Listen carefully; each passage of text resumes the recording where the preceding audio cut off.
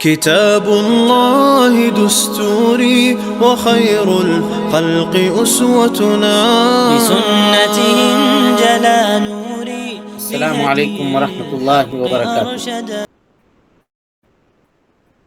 ان الحمد للہ نحمده ونستعینه ونستغفره ونعوذ باللہ من شرور انفسنا ومن سیئات اعمالنا من يهده الله فلا مضل له ومن يضلل فلا هادي له واشهد ان لا اله الا الله وحده لا شريك له واشهد ان محمدا عبده ورسوله. اما بعد فإن خير الحديث كتاب الله وخير الهدي هدي محمد صلى الله عليه وسلم وشر الأمور محدثاتها وكل محدثة بدعة وكل بدعة ضلالة وكل ضلالة في النار. محترم حاضرین، سامعین و سامعات، ناظرین و ناظرات، بلوغ المرام کی اس درس میں آپ تمام حضرات کا خیر مقدم ہے. اللہ رب العالمین ہم سب کے مل بیٹھنے کو قبول فرمائے، علم دین، علم نافع سیکھنے، اس کے مطابق عمل کرنے، اس کی دعوت عام کرنے اور اس راستے میں آنے والی مصیبتوں کے اوپر اللہ رب العالمین ہم سب کو صبر کی توفیق نصیب فرمائے.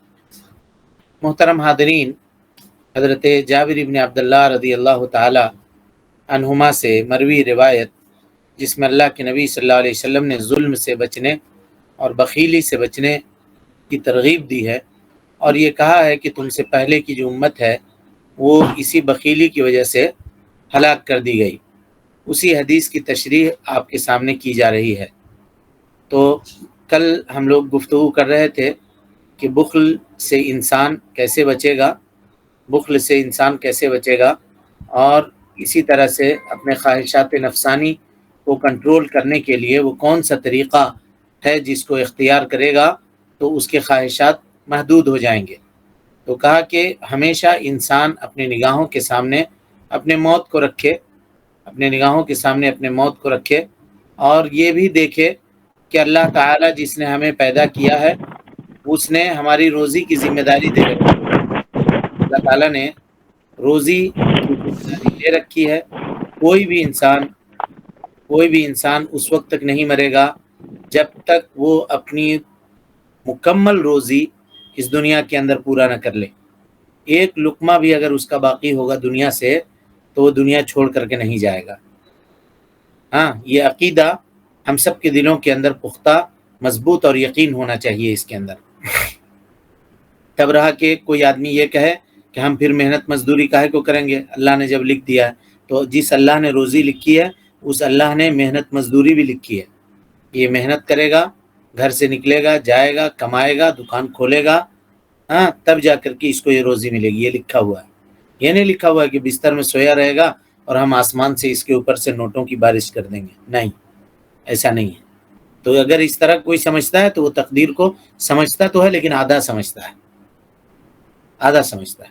جس اللہ نے یہ لکھا ہے کہ اس کو روزی ملے گی، اس نے یہ بھی لکھا ہے کہ فلاں بزنس سے ملے گی، فلاں جگہ سے ملے گی، یہ مزدوری کرے گا تو ملے گی، یہ کام کرے گا تو ملے گی. لہذا اس کو اسباب اختیار کرنی چاہیے اور کوشش کرنی چاہیے کمانے کی. اسی طرح سے بخل کے علاج کے لیے قرآن مجید میں وہ آیتیں ہیں جو بخل سے روکتی ہیں. اللہ کے نبی جناب محمد رسول اللہ صلی اللہ علیہ وسلم اور صحابہ کرام رضوان اللہ علیہم اجمعین یہ اللہ کے محبوب بندے ہیں. آپ ان کے زندگیوں کو دیکھیے، بخل کے انجام پر غور کیجیے کہ کس طرح سے صحابہ کرام اپنی زندگی گزارتے تھے اور اپنے مالوں کے ساتھ کیسا معاملہ وہ کرتے تھے، اور بخل کا، بخالت کا جو انجام ہے وہ کیا ہے نا. کیونکہ جو بھی مال جمع کرتا ہے لازماً وہ اپنے آپ کو آفت اور مصیبتوں کا نشانہ بناتا ہے، جو بھی مال جمع کرتا ہے. اور اسی طرح سے اگر آدمی سخاوت کرتا ہے، اللہ کے راستے میں خرچ کرتا ہے، بخیلی نہیں کرتا، تو دنیا میں خیر و برکت کا باعث ہوتا ہے اور آخرت میں بھی خیر و برکت کا باعث ہوتا ہے، بشرطے کہ حد اعتدال میں رہ کر کے یہ سارا کام کیا جائے. اللہ تعالیٰ قرآن مجید میں فرماتا ہے، جہاں پہ اللہ رب العالمین نے اپنے نیک بندوں کی صفت بیان کی ہے، نیک بندے یعنی عباد الرحمن کی جہاں پہ صفتیں بیان ہوئی ہے، وعباد الرحمن الذین یمشون علی الارض ہونا، یہ پوری آیت پڑھ جائیے. ہاں اسی میں اللہ تعالیٰ نے کہا والذین اذا انفقوا، جب وہ خرچ کرتے ہیں. کون؟ اللہ کے نیک بندے. لم یسرفوا، اسراف نہیں کرتے. اسراف کیا معنی ہے یہاں پہ؟ اللہ کی نافرمانی میں خرچ کرنا، یہ اسراف ہے. چاہے جہاں کریں آپ، اگر رب العالمین کی نافرمانی میں خرچ کر رہے ہیں تو یہ اسراف ہے. والذین اذا انفقوا، جو خرچ کرتے ہیں تو اسراف نہیں کرتے. ولم یقتروا، اور بخالت نہیں کرتے. جو جائز ضرورت ہے اس میں خرچ نہ کرنا، یہ کیا ہے؟ بخالت ہے. ناجائز ضرورتوں میں خرچ کرنا، غیر شرعی کاموں میں مال خرچ کرنا، لوٹانا، اسراف ہے. اور جو جائز ضرورت، جو شرعی کام ہے، اس میں خرچ کرنے سے ہاتھ روک لینا، وہ کیا ہے؟ اقتار ہے. اقتار کہتے ہیں بخیلی. کہا کہ یہ لوگ نہ تو اسراف کرتے ہیں نہ اقتار کرتے ہیں. والذین اذا انفقوا لم یسرفوا ولم یقتروا وکان بین ذلک قواما.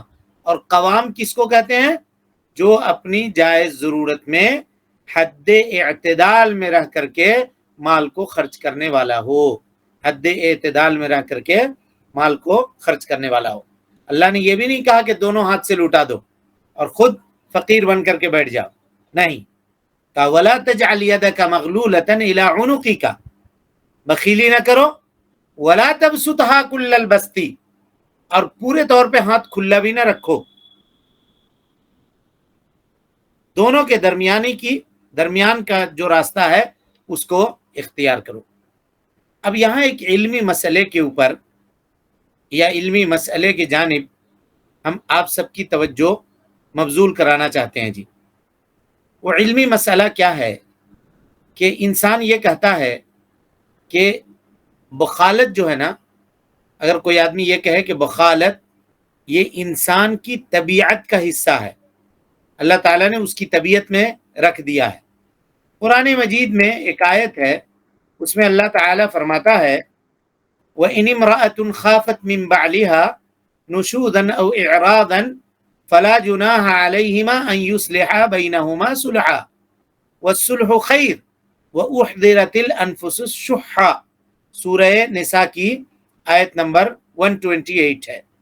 کہا وہ عورت جو اپنے شوہر سے جھگڑے کا خوف کھاتی ہے یا اعراض کا خوف کھاتی ہے تو کوئی حرج نہیں ہے کہ وہ لوگ آپس میں صلح کر لیں. صلح ان کے لیے بہتر ہے. صلح کیا ہے؟ بہتر ہے. دیکھیے کسی بھی معاملے میں ایکسٹریم درجے کو پہنچنے سے بہتر ہے کہ انسان آپس میں کیا کر لے؟ صلح کر لے، اگر صلح ممکن ہو تو. اور اگر ممکن نہ ہو تو پھر اللہ تعالیٰ نے مشروع قرار دیا ہے خلا کو بھی، مشروع قرار دیا ہے طلاق کو بھی، اور یہ جدائی کے راستے ہیں. یہ ایسا نہیں ہے کہ لوگ کہتے ہیں کہ جنموں جنموں کا ساتھ ہے، یہ معاملہ نہیں ہے. یہاں یہ معاملہ نہیں ہے. ٹھیک ہے اگر کسی کی زندگی استقامت کے ساتھ نہیں گزر رہی ہے تو وہ معاملہ اس کے ساتھ، لیکن باہر صورت دونوں کو آپس میں بنانے کی کوشش کرنی چاہیے. یہ معاملہ اخیر میں آئے گا، یہ معاملہ اخیر میں آئے گا. اللہ نے کہا کہ اگر دونوں میں جھگڑا ہو تو کیا کرے؟ فَبَعْثُوا حَكَمًا مِّنْ أَهْلِهِ وَحَكَمًا مِّنْ أَهْلِهَا. ادھر سے ایک آدمی متعین ہو لڑکی والے کی طرف سے، ایک لڑکے والے کی طرف سے، اور دونوں بیٹھ کر کے آپس میں دونوں کا صلح کروا دیں، دونوں کی صلح آپس میں کروا دیں. بہرحال اسی صلح کا تذکرہ ہے. کہا وَأُحْضِرَتِ الْأَنفُسُ الشُّحَّ. انسان کی طبیعت کے اندر بخالت ڈال دی گئی ہے. بخالت کیا کر دی گئی ہے؟ ڈال دی گئی ہے. بخالت کا یہاں پہ ذکر کیوں ہوا جی؟ کہا کہ اگر کوئی عورت یہ دیکھ رہی ہے کہ شوہر سے اس کا معاملہ بن نہیں رہا ہے، اور ہو سکتا ہے وہ ایسا اس کو سمجھ میں آئے کہ اگر ہم اپنے مہر کا کچھ حصہ معاف کر دیں یا کچھ حصہ اس کو دے دیں تو ایسا ہو سکتا ہے کہ ہم لوگوں کے آپس کے معاملات صحیح چلنے لگیں، ہم اس کے اوپر کچھ احسانات کر دیں. تو اگر ایسا کر کے صلح کرنا چاہے تو آپس میں کر سکتے ہیں. یہ تعلیم قرآن مجید نے دی ہے.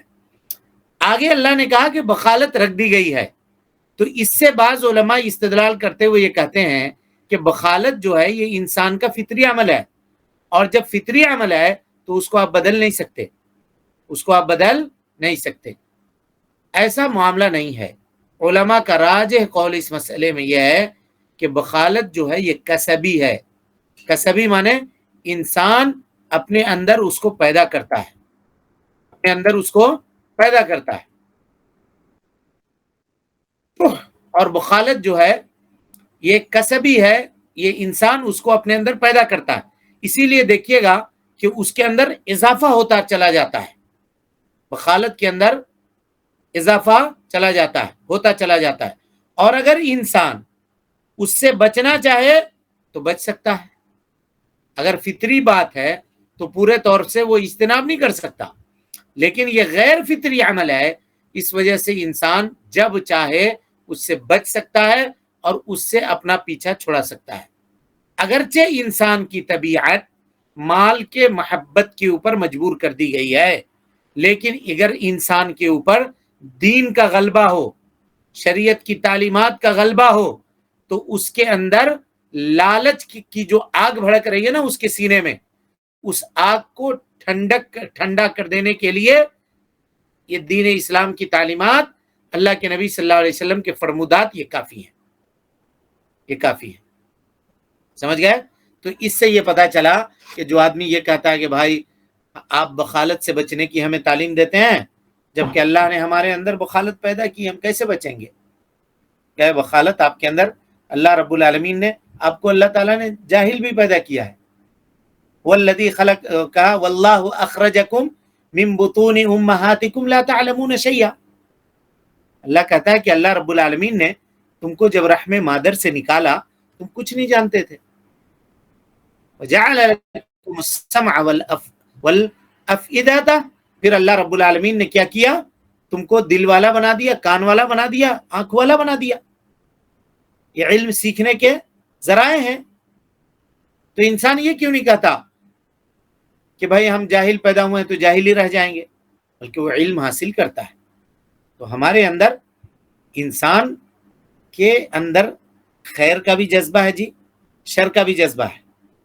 ہم نے کئی مرتبہ اس سے پہلے بھی بتلایا ہے، اللہ کے جو دوسرے مخلوقات ہیں، مثال کے طور پہ ابلیس، اس کے اندر شر ہی شر ہے، خیر نہیں ہے۔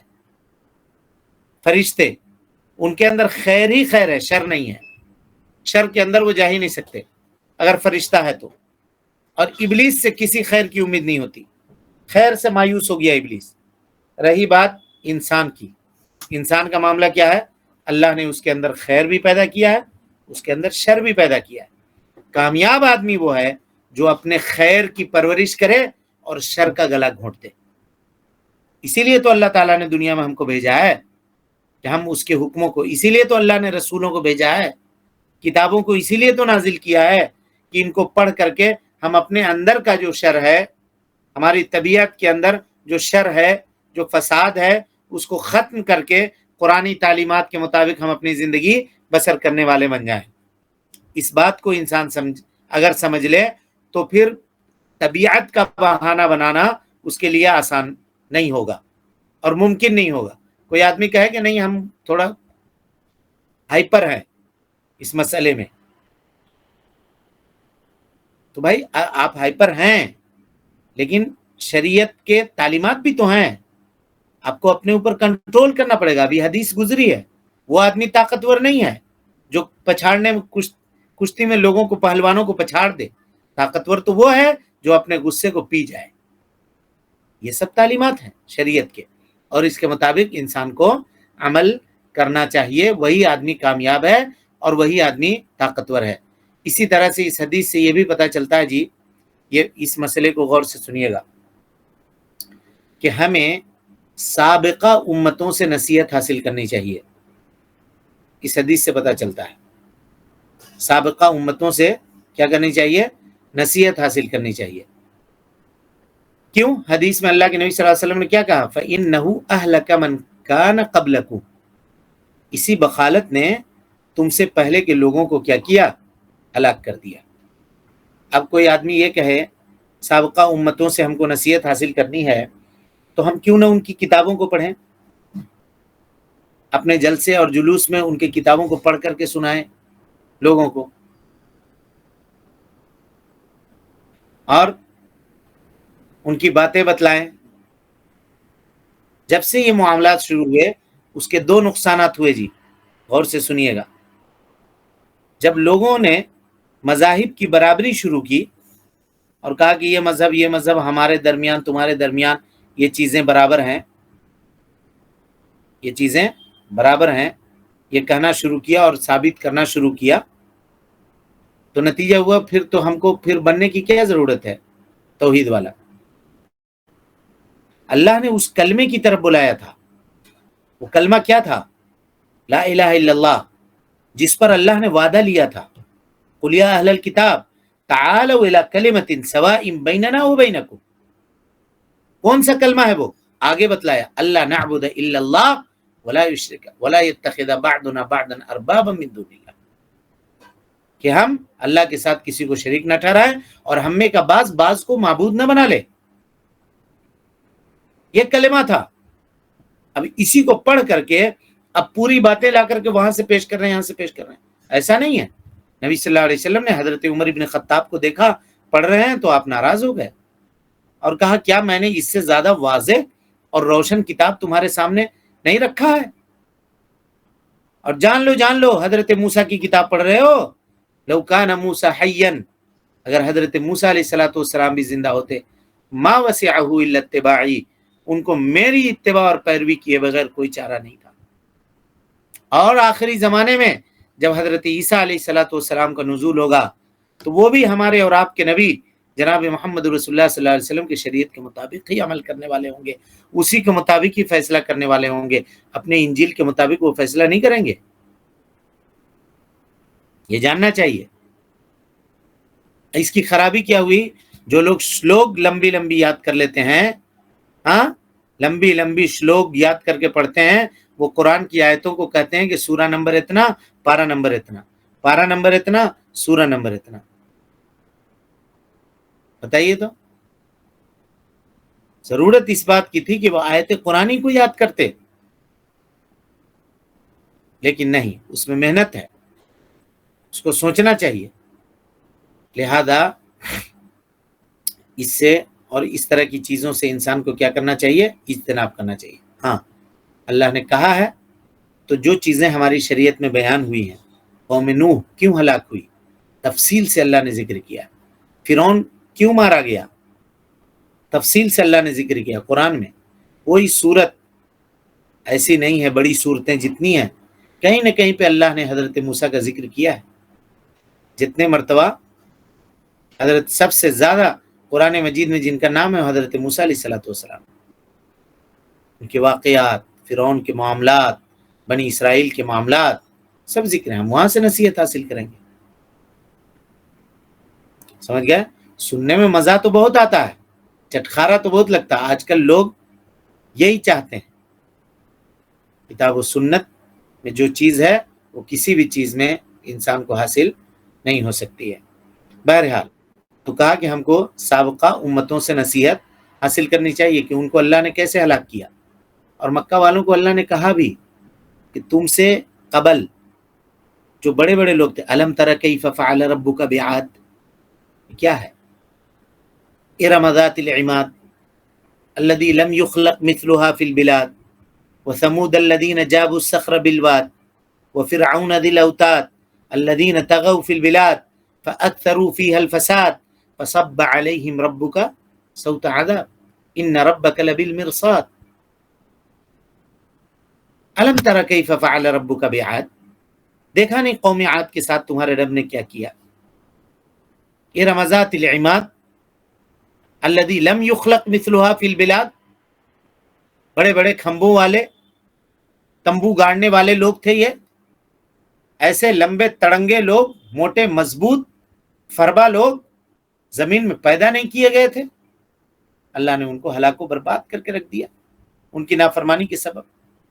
قوم عاد جب ہلاک کی جا سکتی ہے ہم سے زیادہ طاقتور، ہمیں اللہ کیوں نہیں ہلاک کر سکتا ہے اگر ہم رسول کی نافرمانی کریں گے تو؟ شریعت کے اوپر عمل کرنے سے اعراض کریں گے. تو یہ نصیحت ہے. اس طرح سے نصیحت انسان کو چاہیے کہ وہ حاصل کرے. اور یہ بھی اس حدیث سے پتہ چلا جی کہ گزشتہ امتوں میں اللہ تعالیٰ کے عذاب کے نازل ہونے کا جو سبب تھا نا، وہی سبب اس امت کے اندر بھی ہو سکتا ہے. نبی نے کیا کہا؟ مخالط نے ان کو ہلاک کیا. یعنی تم بھی بخیل مت بن جانا، نہیں تو اللہ تعالیٰ تم کو کیا کرے گا؟ ان کے جیسے ہلاک کر دے گا. لیکن اس امت کو ایک خصوصیت حاصل ہے جی، جو تمام امتوں میں یہ امت کیا ہے؟ مکرم ہے، محترم ہے. مکرم ہے، محترم ہے. مکرم اور محترم کیا ہے؟ گزشتہ امتیں ایک مرتبہ یک بار ہلاک کر دی گئی تھی. یہ امت ایسی ہلاک نہیں کی جائے گی. نبی کی دعا ہے اس امت کے ساتھ. سمجھ رہے ہیں؟ یہ اس کی خصوصیت ہے اس امت کی. اچھی بات ہے. تو خالی خصوصیت سر پہ لے کر کے تاج بنا کر کے گھومنے سے ہوگا؟ اگر ہم کو اللہ نے خصوصیت دی ہے، تاج پہنایا ہے سر کے اوپر، تو ہماری ذمہ داری ہے نہیں ہے؟ بولیے، ذمہ داری کیا ہے؟ ذمہ داری یہ ہے کہ ہم شکریہ ادا کریں اللہ کا. آپ غور کیجئے نا ایک بات، ہمارے اندر یا آپ کے اندر کون ایسی خوبی تھی جی کہ اللہ تعالیٰ نے اس دین کے لیے ہم کو چنا؟ بغیر مانگے اللہ رب العالمین نے یہ دین ہم کو عطا کر دیا. کم بڑی مہربانی ہے اس کی. اور اگر نہیں عطا کرتا کیا حال ہوتا ابھی ہمارا آپ کا؟ سوچا ہے کبھی؟ غور کیا اس پہلو سے؟ کبھی کسی نے سوچنے کی کوشش کی ہے؟ بات لوگ کرتے ہیں موٹیویٹ موٹیویٹ موٹیویٹ. ایسے کبھی موٹیویٹ ہونے کی کوشش کی ہے آپ نے؟ اللہ کے نزدیک آپ بہت قیمتی ہیں. وَاجْتَبَاكُمْ، اللہ نے آپ کو چن لیا. اتنے امت، اتنے لوگ ہیں. ظاہر ہے کوئی ہماری خوبصورتی کی وجہ سے ہم لوگوں کی اللہ تعالیٰ نے نہیں چنا ہے. کوئی اور دوسرا معاملہ مالداری نہیں تھی جس کی وجہ سے اللہ نے چنا ہے. تو کیا اس کا شکریہ ہم ادا کر رہے ہیں کہ اللہ نے اس دین کے لیے ہم کو چنا ہے؟ کسی بادشاہ کے پاس کوئی قیمتی تاج کیا ہوگی جو اسلام کی تاج اللہ نے ہم سب کے سروں کے اوپر رکھا ہے، اپنے دین کا تاج.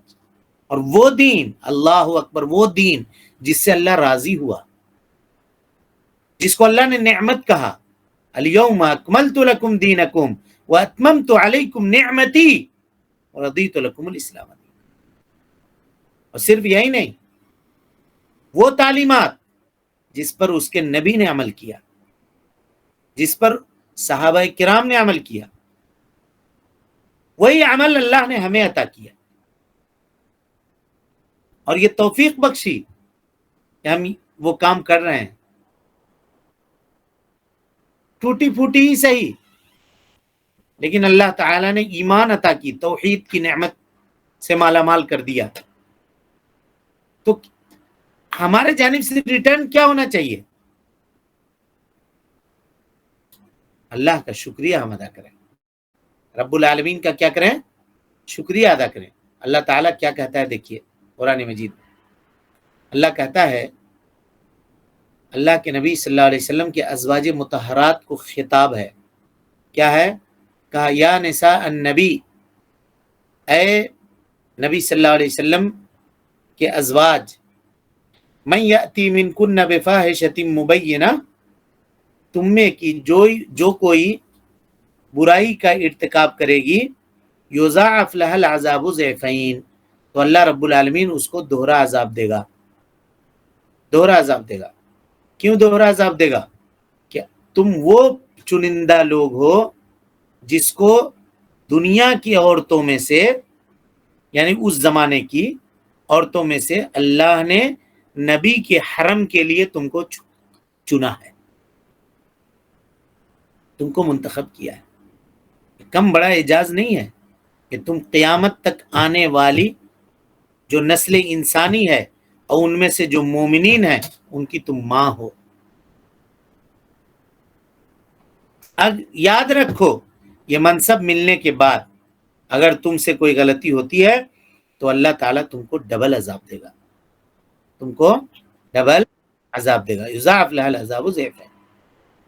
صرف یہی نہیں، آگے کہا وَمَن يَقْنُتْ مِنكُنَّ لِلَّهِ وَرَسُولِهِ، مگر جو اللہ اور اس کے رسول کی فرما بردار ہوگی تم میں سے، وَتَعْمَلْ صَالِحًا اور نیک عمل کرنے والی ہوگی، نُؤْتِهَا أَجْرَهَا مرتين، تو ہم اس کو دوہرا اجر بھی عطا کر دیں گے، اس لیے کہ تم محترم ہو، تمہارے ثواب میں بھی ڈبل تم کو ثواب ملے گا، اور اگر تم سے کوئی غلطی ہو جائے تو ایسی غلطی جو بہت بڑی غلطی ہو تو ایسی صورت میں اللہ رب العالمین تم کو کیا کرے گا؟ دوہرا عذاب بھی دے گا، دوہرا عذاب بھی دے گا، یعنی تم چنندہ ہو۔ اب آپ ایک بات یہ کیجئے، پتہ نہیں یہ مثال ٹھیک ہوگی یا نہیں ہوگی، کبھی کبھی ہم لوگ کہتے ہیں نا جی کہ اگر دوسرا میرے سے اس طرح سے بدتمیزی کرتا تو چل سکتا تھا، وہ اجنبی تھا، اس کو ہم نہیں جانتے تھے، وہ مجھے نہیں پہچانتا تھا۔ ہم پہچانتے ہیں اللہ رب العالمین کو، ہم جانتے ہیں، اس کی توحید سے واقف ہیں، اور ہم ایسی سرکشی کریں، ہم نافرمانی کریں، یہ بات مناسب ہے؟ بولیے، اس پہلو سے کبھی غور کیا ہے؟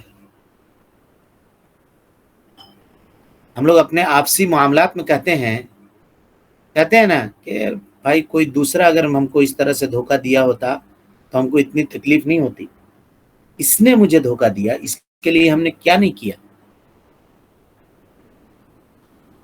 اس کے ساتھ ہم نے کیا نہیں کیا، اس کے اوپر ہم نے کتنے انعامات، اس سے ایسی امید ہم کو نہیں تھی۔ تو کوئی قریبی، کوئی آپ کا دوست آپ کو دھوکہ دیتا ہے تو اجنبی کے مقابلے میں آپ کو زیادہ تکلیف ہوتی ہے۔ اللہ کو کسی سے کوئی تکلیف نہیں ہوتی جی، چاہے اس کا قریبی دھوکہ دے چاہے کوئی دھوکہ دے۔ حدیث کئی مرتبہ ہم پڑھ چکے ہیں، حدیث قدسی۔ لیکن اگر اللہ نے ہمارے اوپر انعام کیا ہے، اکرام کیا ہے، تو ہمیں چاہیے تھا کہ ہم اللہ رب العالمین کا شکریہ ادا کریں، اللہ رب العالمین کا شکریہ ادا کریں۔ ہاں، اسی لیے اللہ کے نبی جناب محمد رسول اللہ صلی اللہ علیہ وسلم نے فرمایا کہ یہ جو شبہ ہے نا، بخالت، اس کی وجہ سے تم سے پہلے کی امتیں ہلاک کر دی گئیں۔ کیوں بیان کیا اس کو؟ اس لیے بیان کیا کہ تم پہلے امتوں سے نصیحت حاصل کرو، اگر وہ بخالت سے ہلاک کر دی گئی، تم بھی اگر ایسا کام کرو گے، ایسا عمل کرو گے تو ہلاک کر دیے جاؤ گے، ہلاک کر دیے جاؤ گے۔ یہ بتانے کے لیے اللہ کے نبی جناب محمد رسول اللہ صلی اللہ علیہ وسلم نے اس حدیث کو بیان کیا۔ تو اس حدیث سے یہ پتہ چلا، ایک بات یہ بھی پتہ چلتی ہے جی، اللہ اکبر، اگر ایک حدیث پہ بات اگر اس کے تمام پہلوؤں پہ کرنا شروع کر دے آدمی تو رات ختم ہو جائے گی، لیکن باتیں ختم نہیں ہوں گی۔ اس سے کیا پتہ چلا جی؟ ایک پتہ یہ بھی چلا کہ گزشتہ امتوں میں جو بیماریاں تھیں نا، وہ اس امت میں بھی آئے گی۔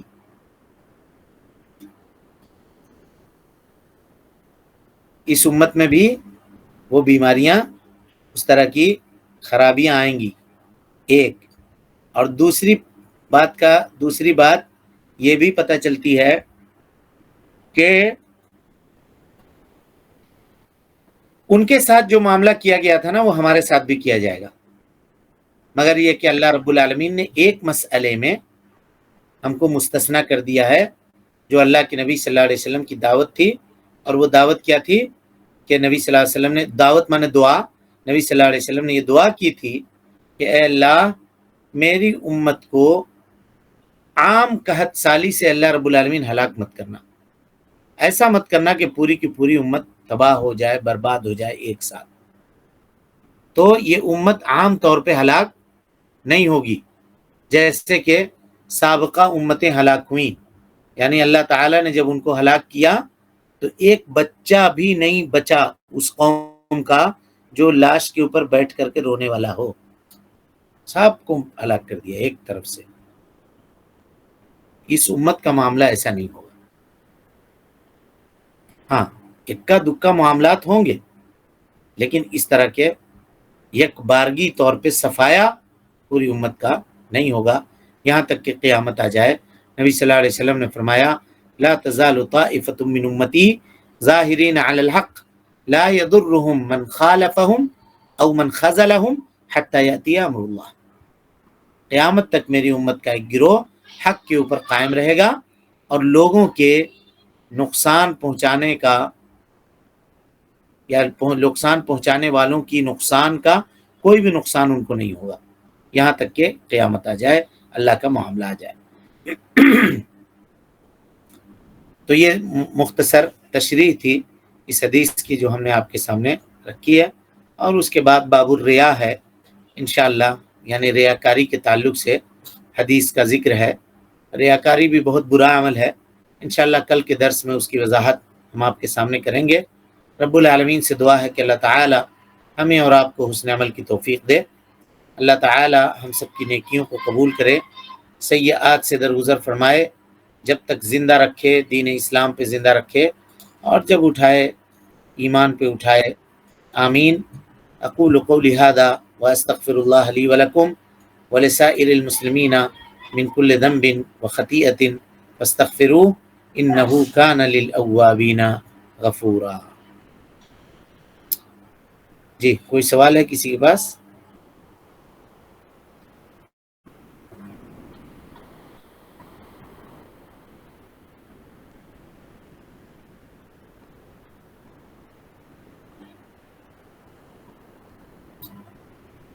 ہاں جی کوئی سوال ہے؟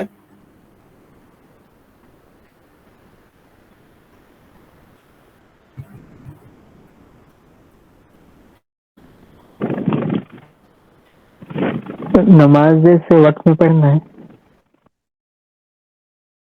تو مغرب کی نماز کی وجہ سے افطار کرتے لوگ تو پہلے افطار کر لینا ہے یا نماز پڑھنا جماعت کے؟ کیا مغرب کی نماز کیا کرنا مفیز؟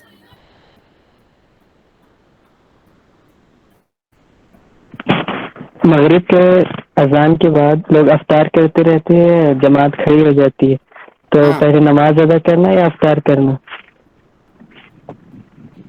دیکھیے یہ جو مسئلہ ہے نا، یہ مسئلہ ہے ہر نماز کا نا ایک ابتدائی وقت ہے، ایک انتہا وقت ہے. یہ مسئلہ جس پر بیس ہے اس کو بتا رہا ہوں آپ کے سامنے. جیسے جبرائیل امین نے اللہ کے نبی صلی اللہ علیہ وسلم کو ایک دن اول وقت میں نماز پڑھائی اور ایک دن آخری وقت میں نماز پڑھائی اور کہا الوقت ما بین ہذین، وقت اسی دونوں کے درمیان ہے. تو مغرب کی جو نماز پڑھائی نا، کہتے ہیں کہ دونوں ایک ہی وقت میں پڑھائی ہے.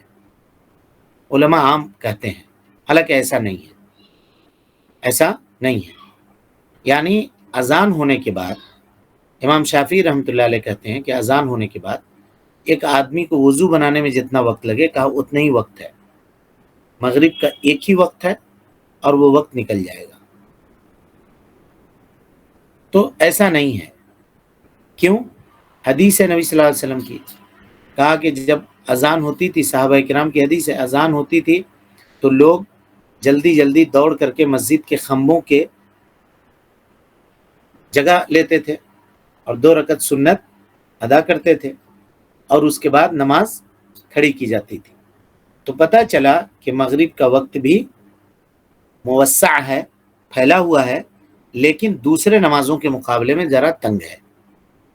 دوسرے نمازوں کے مقابلے میں ذرا تنگ ہے. اب رہی بات، ایک آدمی ہے، اس میں لوگوں کا فرق ہوگا.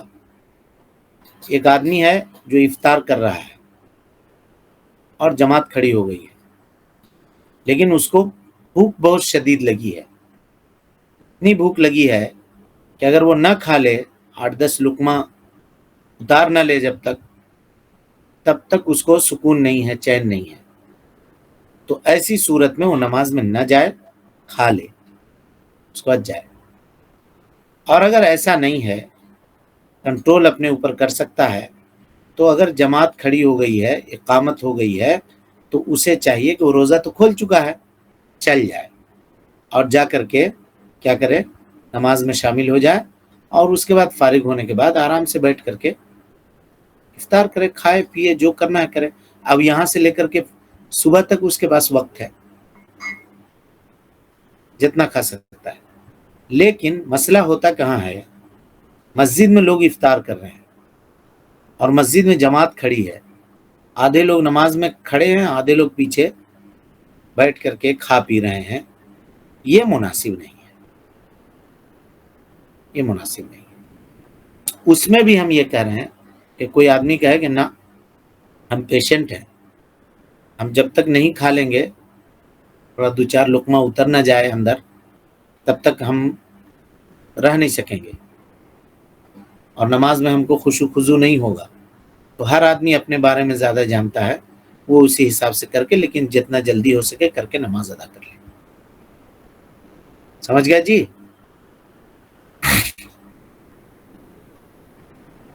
نہیں، پلیٹ صاف کرنا ضروری نہیں ہے، پلیٹ صاف کرنا ضروری نہیں ہے. ہاں صاف کر دیجئے، پھینکیے نہیں، نماز پڑھ کے آ کے کر دیجئے نا، نماز پڑھ کے آ کے کھا لیجئے جتنا کھانا ہے.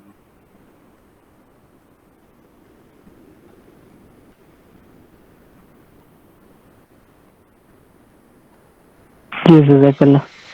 السلام علیکم وعلیکم السلام. شیخ.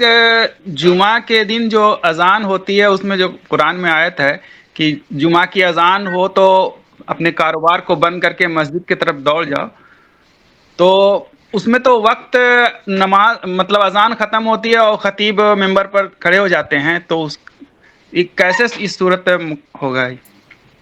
مطلب اگر کوئی دکاندار ہے اور یہ اذان سن کے یہ وہ اگر یہ دکان پہ ہے. یہ ان لوگوں کے لیے ہے، یہ ان لوگوں کے لیے آخری حد بتا دی گئی ہے کہ اب تمہارے لیے کوئی چارہ نہیں ہے، اب تم کو جانا ہی جانا ہے.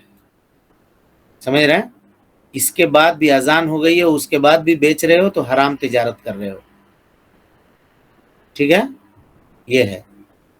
تو وہ فضیلت سے محروم تو ہو جائے گا، اس لیے بالکل کہ ہو جب جائے گا، خطیب. ہاں بالکل جی. ہو جائے گا. فضیلت اس کو چاہیے تو پہلے آ جائے مسجد میں، فضیلت اس کو چاہیے تو پہلے آ جائے. یہ تو آخری حد ہے، آخری حد ہے. اور رمضان کے تعلق سے سوالات آ رہے ہیں جی، اسی کے تعلق سے تو پروگرام رکھا گیا ہے، ہم وہاں پہ وضاحت کریں گے. کوسچن آنسر کا سیشن بھی ہے انشاءاللہ.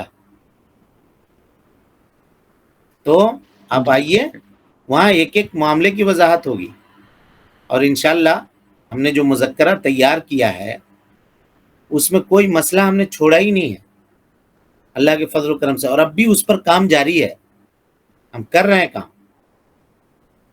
اب ایسے ایسے مسائل کا تذکرہ اس پر، مثال کے طور پہ ہارٹ کے پیشنٹ ہیں لوگ آج کل کے زمانے میں، تو ایک طرح کی دوا آتی ہے چھوٹی، مسور کے دانے کی طرح ہوتی ہے.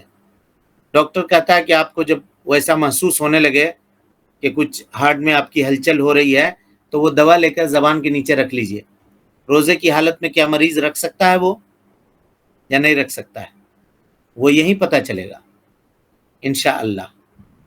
اسی طریقے سے روزے کی حالت میں آنکھ میں دوائی ڈالنے کا کیا حکم ہے، کان میں دوائی ڈالنے کا کیا حکم ہے. روزے کی حالت میں کسی کو انڈوسکوپی کروانے کی ضرورت پڑ گئی، کیا کرے گا. ہاں، روزے کی حالت میں بہت زیادہ خون نکل گیا، کیا کرے گا. ایک آدمی ہے، اس کے کوئی رشتہ دار بیمار ہیں، صرف وہی خون دے سکتا ہے اور کوئی نہیں دے سکتا. اب روزے کی حالت میں خون دینا ہے، کیا کرے گا. ایک ایک مسئلے کے اوپر گفتگو ہوگی. لوگ عام طور پہ پوچھتے ہیں مرضیہ دودھ پلانے والی کیسے قضا کرے گی، حاملہ کیسے قضا کرے گی، ہاں، اور یہ سب، اس تمام مسائل پہ انشاءاللہ ہم تفصیل سے گفتگو کریں گے. تفصیل سے جس طرح ہم یہاں پڑھاتے ہیں ویسے ہی انشاءاللہ. انشاءاللہ. طبیعت صحت اچھی رہے تو دورہ انشاءاللہ بڑا اچھا ہوگا. آپ لوگ خود آئیے اور لوگوں کو لے کر آئیے اور جم کے بیٹھیے. انشاءاللہ جم کے پڑھیں گے, جم کے علم ملے گا. آپ بھی سیکھیں گے, ہم بھی سیکھیں گے. نیت کب کرنی؟ انشاءاللہ. ہم نے جو ترتیب دی ہے مذکرہ کی, اب آپ لوگ ہمارے شاگرد ہیں, خاص لوگ ہیں, تو ہم آپ کو بتا دے رہے ہیں. حالانکہ مذکرہ بھی ہم نے آؤٹ نہیں کیا ہے, کسی کو بھیجا نہیں ہے. ترتیب کہاں سے دی ہے؟ چاند دیکھنے سے. جو ہر سال مسئلہ کھڑا ہوتا ہے نا, وہاں سے خبر آ گیا, وہاں سے خبر آ گیا, وہاں سے خبر آ گیا. کیا کرنا ہے؟ یہاں سے شروع کرنا ہے, چلنا ہے. اگر بدلی ہو تو کیا کرنی ہے, بدلی نہ ہو تو کیا کرنی ہے. ٹھیک ہے. کوئی آدمی احتیاط کر کے روزہ رکھ لے, کیا نہیں رکھے, علماء کا کیا مسلک ہے. اس طرح سے یہاں سے آگے چلے. اب اس کے بعد نیت ہے. نیت میں, روزے کی نیت میں آپ تک کتنا سمجھ رہے تھے کہ روزے کی نیت کیسی ہوتی ہے؟ روزے کی نیت کتنے طرح سے کرتے تھے جی آپ لوگ؟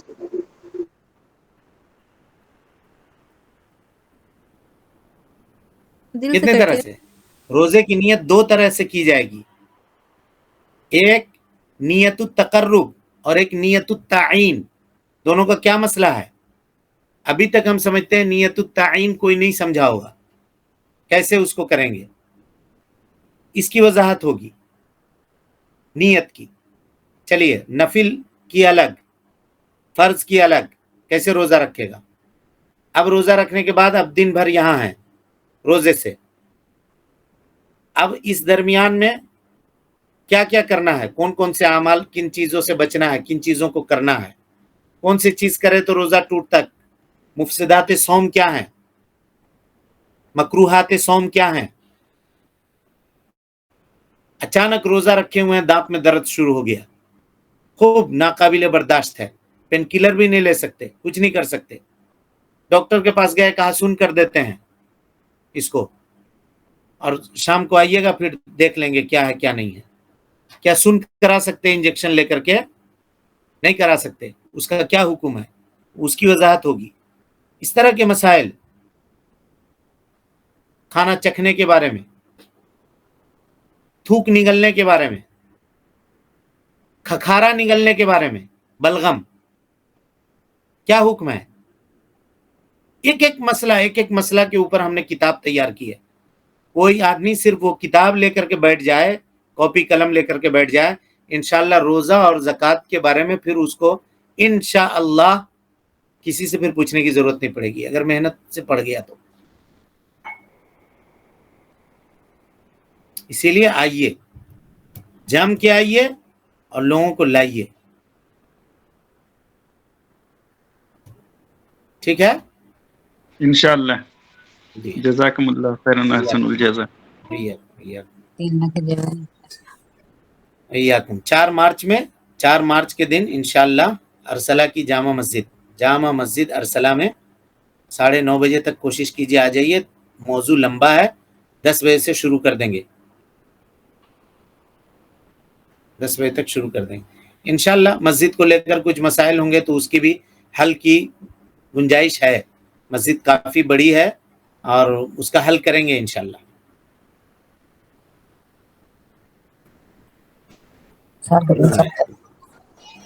جی السلام علیکم. جی السلام علیکم. وعلیکم السلام ورحمۃ اللہ. جی میرا ایک سوال تھا, 3 لاکھ کا زیور ہے, اس میں کتنا صدقہ نکال سکتے ہیں؟ زکوٰۃ جی دیکھیے 85 گرام سے زیادہ اگر آپ کے پاس سونا ہے, ٹھیک ہے, سن رہے ہیں؟ جی جی سن رہے. 85 گرام سونا کی اس وقت قیمت کیا ہے وہ نکالیے. پہلے اپنے سونے کو لے جا کر کے وزن کیجئے. جی 85 گرام سے ابو ہے اگر, جی اور سال اس پر بیت گیا ہے, تو اب اس کی جو قیمت ہے نا, اس قیمت کے اوپر آپ کو 2.5% نکالنا ہے. 1 لاکھ روپیہ اگر ہے, ایک مثال دے رہا ہوں, تو 2,500 روپیہ. अच्छा 2 लाख है तो 5,000, 3 लाख है तो 7,500, इस तरह से। साल नहीं हुआ तो और अगर साल नहीं हुआ तो? साल नहीं हुआ तो नहीं निकालना है, जी साल नहीं हुआ है तो नहीं निकालना है। ठीक है। शेख ऐसा भी होता है कि जैसे कि ज़कात वाजिब तो हो गया लेकिन उस वक्त मतलब माल नहीं रहता है, तो उस हालत में क्या उसको मतलब तर्क करके बाद में की जाएगी या फिर इंस्टेंट उसी टाइम ही करना ही चाहिए? देखिए, माल माने कैश नहीं रहता है, ये कहना चाह रहे हैं ना? जी शेख जी। देखिए, सोने और चांदी की ज़कात में असल ये है ना कि आदमी सोना और चांदी से ज़कात निकाल दे। हम लोग इसको नहीं समझते हैं। मिसाल के तौर पे किसी के पास सोना है, चांदी है, तो जेवर है ना, जेवर ही को थोड़ा कट करके निकाल दे ज़कात, तो क्या होगा, जेवर कम हो गया अगर, तो फिर आइंदा साल आपको ज़कात देनी नहीं पड़ेगी। लेकिन हम लोग जेवर वैसी रख करके पैसे से ज़कात निकालते हैं, तो क्या होता है मसला, जेवर जो का तू है, बल्कि बसा औकात उस पे इजाफा होता है और साले साल हम कैश निकालते हैं। हम ये नहीं कह रहे हैं कि ये बुरा है, लेकिन अगर आदमी ऐसा करे तो ये असल है। तो क्या करे, एक आध अंगूठी हल्की कर दे, समझ रहा है? समझे? किनका सवाल था? माने मेरे पास जेवर तो है लेकिन अभी कैश नहीं है, तो कुछ एक आध अंगूठी हल्की कर दीजिए आप। ये सारे मसाइल आएंगे, वहां पे बात होगी इंशाल्लाह। जी शेख, यही बात तो इल्म ही नहीं ना, लोग इसी में परेशान रहते हैं। ये अच्छा। वही उसी को बताने के लिए रमजान में आम तौर पे इस सब सवालात आते हैं, तो उन तमाम सवालात का इंशाल्लाह इहाता किया जाएगा इंशाल्लाह। अस्सलामु अलैकुम वरहमतुल्लाहि वबरकातुहू। हाँ, वालेकुम सलाम जी। शेख, आप जो रोज़ा ज़कात के मसाइल के लिए जो बुक तैयार किए हैं, तो क्या वो मिल सकेगी या सिर्फ आप तक ही महदूद रहेगी बुक? आप उसमें शरीक होंगे वहां? नहीं नहीं, वो इम्तहान की वजह से शिरकत नहीं कर पाऊंगी। नहीं, मिल जाएगी किताब आप लोगों को, जी किताब मिल जाएगी। किताब जो है ना वो इंशाल्लाह जमीयत के पास रहेगी, जी जो लोग रजिस्ट्रेशन करेंगे उनको मिलेगी, बाद में आप लोग के पास मिल जाएगी किताब इंशाल्लाह। लेकिन वो किताब से नहीं समझ पाइएगा, किताब लेकर के अगर बैठिएगा क्लास में तो बात समझ में आएगी। अब उसमें हमने कैसा लिखा है, सियाम मिसाल के तौर पे खाली लिख दिए लुग़वी माना, इस्तिलाही माना। अब वहां बैठ के जो हम बताएंगे वो नोट करना पड़ेगा आपको, वहां पे उसका लुग़वी माना क्या है, उसका इस्तिलाही माना क्या है, समझ रहे हैं? खाली जगह छोड़ दिया हमने, वहां पे आपको रखना पड़ेगा। फिर ये सारा चैप्टर पढ़ लेने के बाद ना तकरीबन 40 सवालात हैं, उसमें अभी और इजाफे का इम्कान है। रोजे के मुतालिक 40 सवालात हैं, वो हमने उसमें ऐड किया है उस मुज़क्करे में।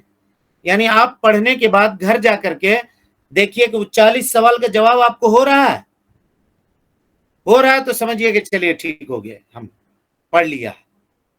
और अगर नहीं हो रहा है तो फिर से रिकॉर्डिंग सुनिए, बार बार सुनिए, जब तक आप 40 सवाल का जवाब न दे ले रहे हैं। ये इसका भी इंतजाम मतलब शेख वहाँ एग्जाम वगैरह तो नहीं होगा ना? नहीं, कुछ नहीं होगा, एग्जाम वगैरह कुछ नहीं होगा इंशाल्लाह। उतना वक्त कहाँ है, कुछ लोग यही डर से नहीं शामिल हो पाते क्योंकि हर कोई तो रिटन या भी नहीं, कोई एग्जाम नहीं। हम कह रहे हैं कि आपके लिए वो आसानी के लिए है। आप जो पढ़े हैं ना, तो हमने उसमें 40 सवाल बना दिया है। यानी ये मुज़क्करा पढ़ लेने के बाद, मुज़क्करा कोई आदमी अगर चाहे हम दूसरे को जाकर टीच करें तो कर सकता है। वो उन 40 सवालात के ये पर अभी 40 लिखा है तो 40 कह रहे हैं, हो सकता है वो 60 भी हो जाए, 100 भी हो जाए। बुक रहेगी और वीडियो तो अपलोड रहेगी यूट्यूब में, तो इंशाल्लाह आसानी हो जाएगी दोनों से करने से इंशाल्लाह। लेकिन जिसको मजबूरी है बहुत, अगर वो शरीक नहीं हो सकते हैं तो ठीक है, लेकिन जिनको मजबूरी नहीं है हम तो कहेंगे वो शरीक होइए भाई। जाने की तो ख्वाहिश है पर इम्तहान है, इसलिए अफसोस है कि नहीं जा सकते। ठीक है, कहाँ इम्तिहान है? कुलिया में, वो मदरसे की एग्जाम है। तो कब तक चलता है वो? 14 24 तारीख से स्टार्ट है और 6 तारीख को खत्म है। नहीं, एग्जाम होता कब से कब है, टाइम कब है उसका?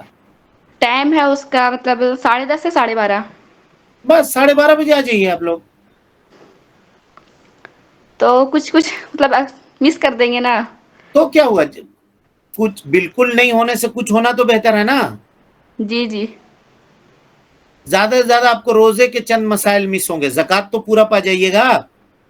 जी जी रजिस्ट्रेशन कीजिए, उसको माने मत रखिए अपने पास, यानी रोकने वाला मत बनाइए। रजिस्ट्रेशन जी। कर दीजिए, आप 12:30 बजे आके हाजिर हो जाइए और उस वक्त से पढ़ना शुरू कर दीजिए। जी जी चलें, जज़ाकल्लाह। वही याद। अस्सलाम वालेकुम रहमतुल्लाह। دستوري وخير الخلق أسوتنا بسنته انجلى نوري لهدي الحق أرشدنا